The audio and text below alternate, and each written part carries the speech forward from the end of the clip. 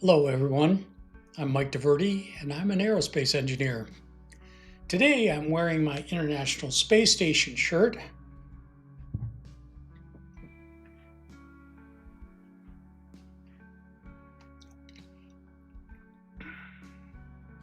I was a structural design lead engineer at McDonnell Douglas Space Systems in Huntington Beach, California, and I worked on the space station truss segments that flew up on the space shuttle.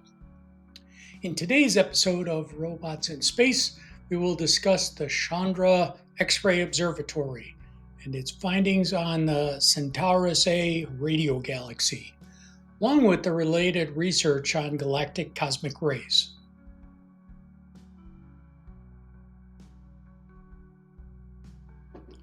NASA's Chandra X-Ray Observatory is a telescope specially designed to detect X-ray emission from very hot regions of the universe, such as exploded stars, clusters of galaxies, and matter around black holes.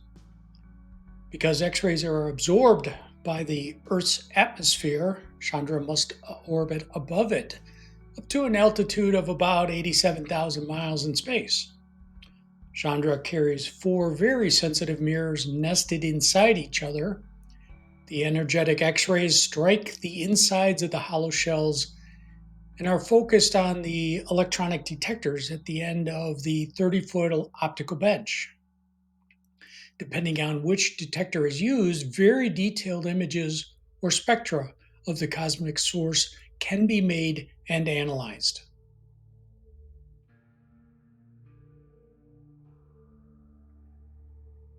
Chandra has imaged the spectacular glowing remains of exploded stars and taken spectra showing the dispersal of elements.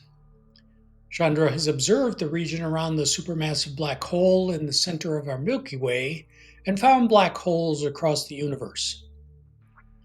Eileen Collins was commander of the 1999 Columbia STS-93 mission, which included the deployment of the Chandra X-Ray Observatory. She became the first and only female shuttle commander during that mission.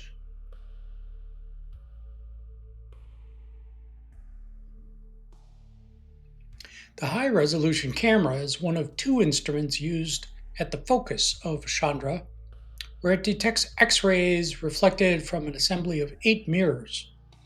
The unique capabilities of the high-resolution camera stem from the close match of its imaging capability to the focusing power of the mirrors.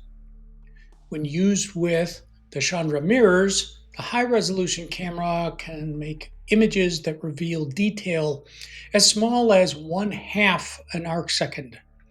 This is equivalent to the ability to read a newspaper at a distance of half a mile.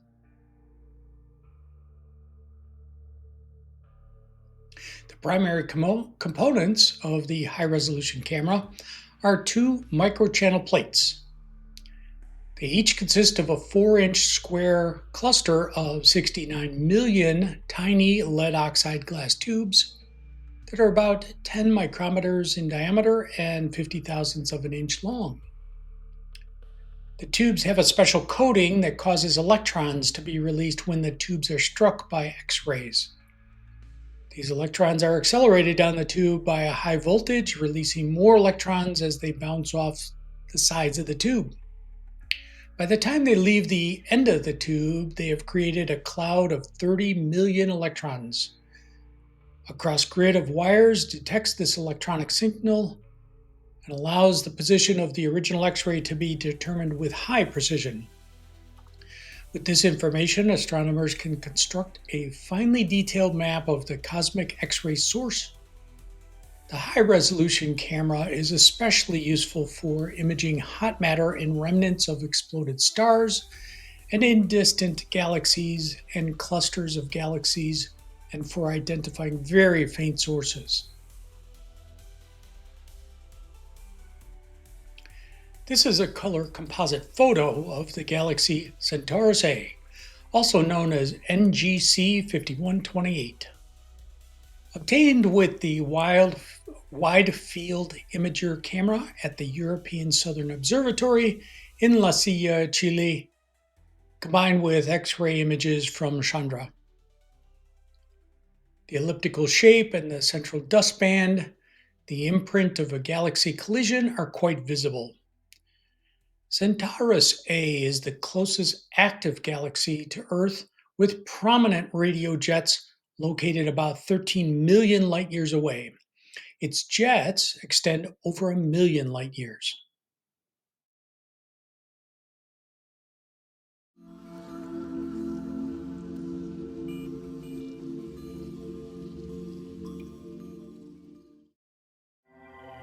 This is the giant elliptical galaxy Centaurus A. Radio and X-ray images reveal features associated with jets driven by the galaxy's supermassive black hole. Now, the Tanami project has provided the best ever view of these jets. In this radio image of the galaxy's core, the black hole is invisible, but the jets show in great detail. Features as small as 15 light days across can be resolved. The powerful jets feed vast lobes of radio-emitting gas that reach far beyond the visible galaxy.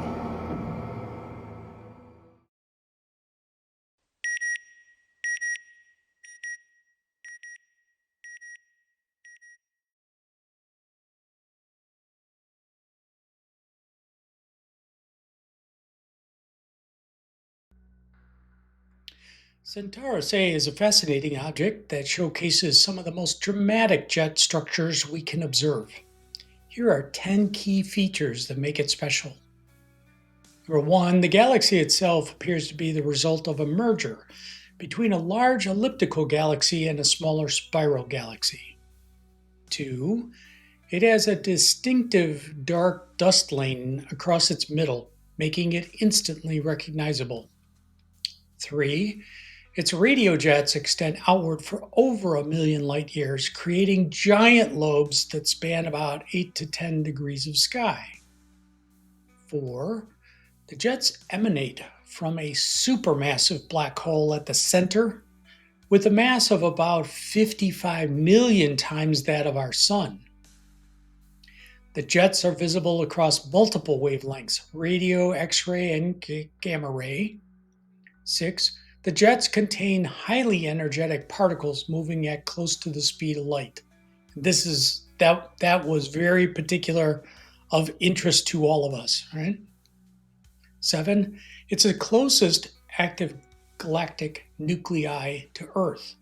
And this proximity allows astronomers to study jet structure and the evolution in unprecedented detail.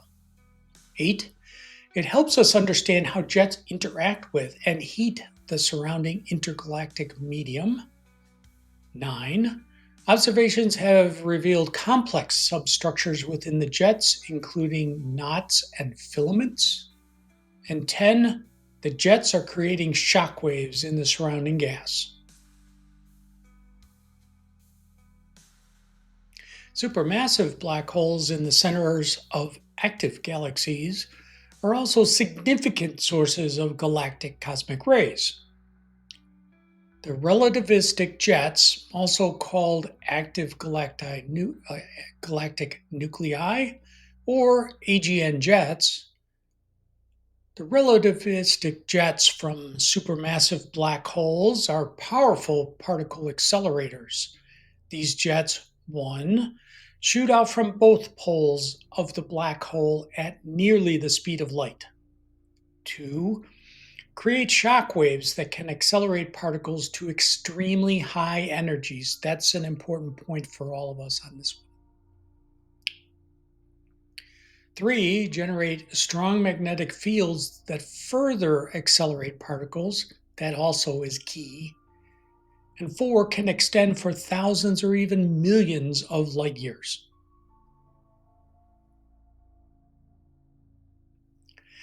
These jets are particularly effective at producing ultra-high energy cosmic rays, which have energies above 10 to the 18th electron volts, also known as exa-electron volts, which are a billion billions of electron volts. Sound like Carl Sagan. In fact, active galactic nuclei jets are thought to be one of the few cosmic accelerators powerful enough to create the highest energy cosmic rays we observe. However, it's important to note that black hole jets are just one of several sources of galactic cosmic rays working alongside 1. Supernova explosions and their remnants, 2. Pulsar wind nebulae, 3. Star-forming regions, also known as starburst galaxies, and 4. Other extreme cosmic environments. The relative contribution of black hole jets versus other sources varies depending on the energy range of the cosmic rays being considered, with jets being particularly important for the highest energy particles. The star-forming regions, also known as starburst galaxies, constantly manufacture a lot of huge stars. The massive stars live fast and die young in supernova explosions, and the forces created by the collective shockwaves of all the supernovas might be what accelerates cosmic rays.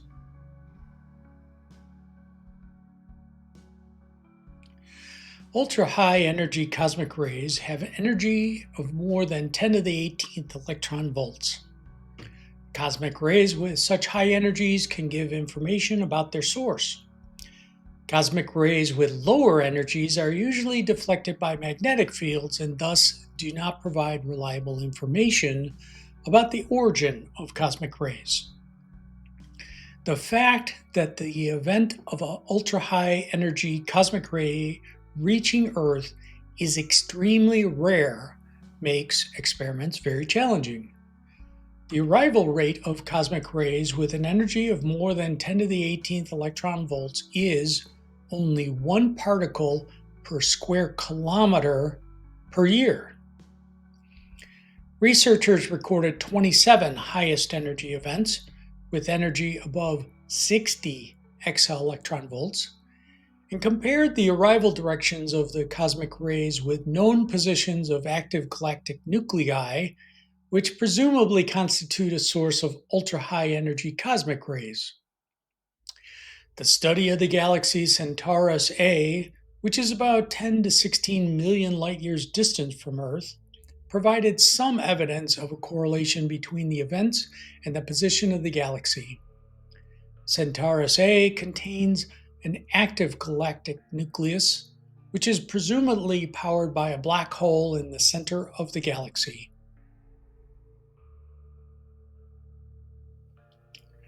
Quoting from the research paper entitled An Indication of Anisotropy in Arrival Directions of Ultra-High Energy Cosmic Rays through comparison to the flux pattern of extragalactic gamma ray sources.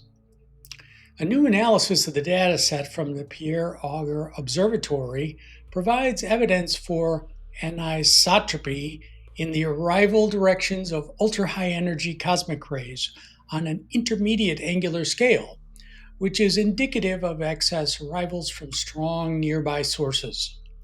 The data consists of 5,514 events above 20 exaelectron volts with zenith angles up to 80 degrees recorded before 2017 April 30.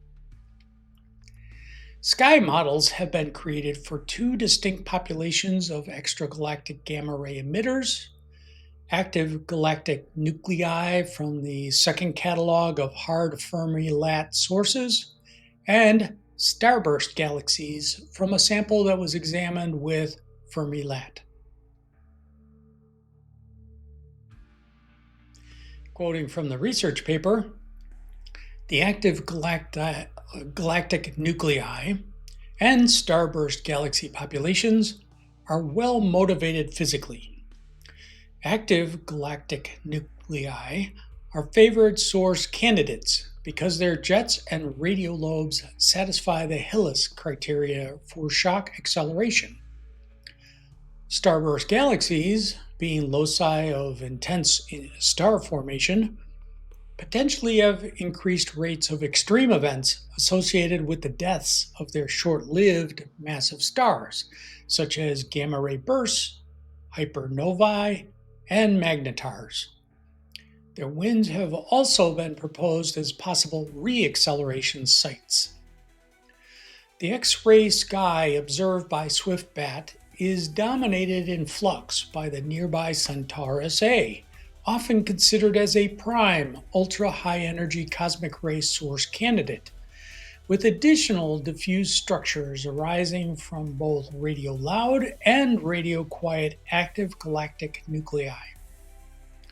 This constitutes a different selection of active galactic nuclei from that performed for the gamma ray sample, radio-loud only, dominated by the radio galaxies Centaurus A and M87 within 20 megaparsecs, and by the blazars Markarian 421 and Markarian 501 within 200 megaparsecs.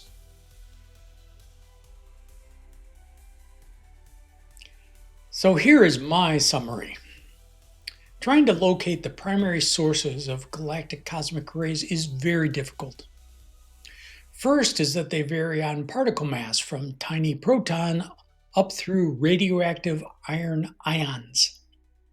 Second, they vary wildly on energy levels from slow and low energy to high energy traveling at close to the speed of light.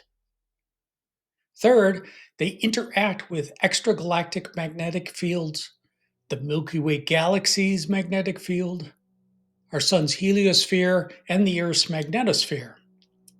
The path of a galactic cosmic ray is rarely straight.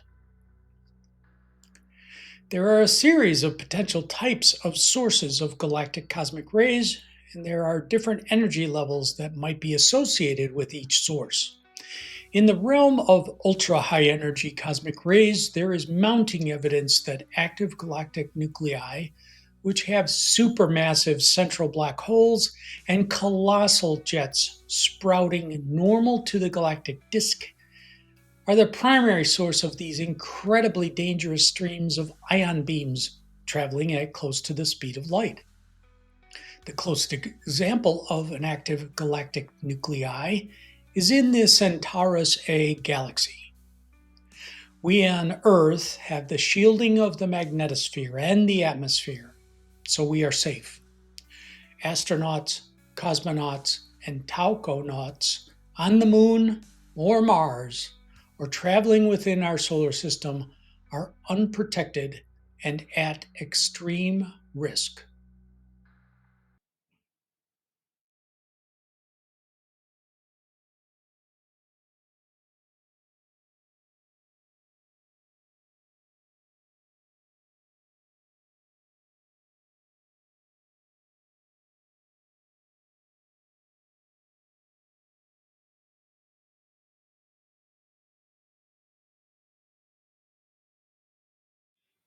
Omni, futurists,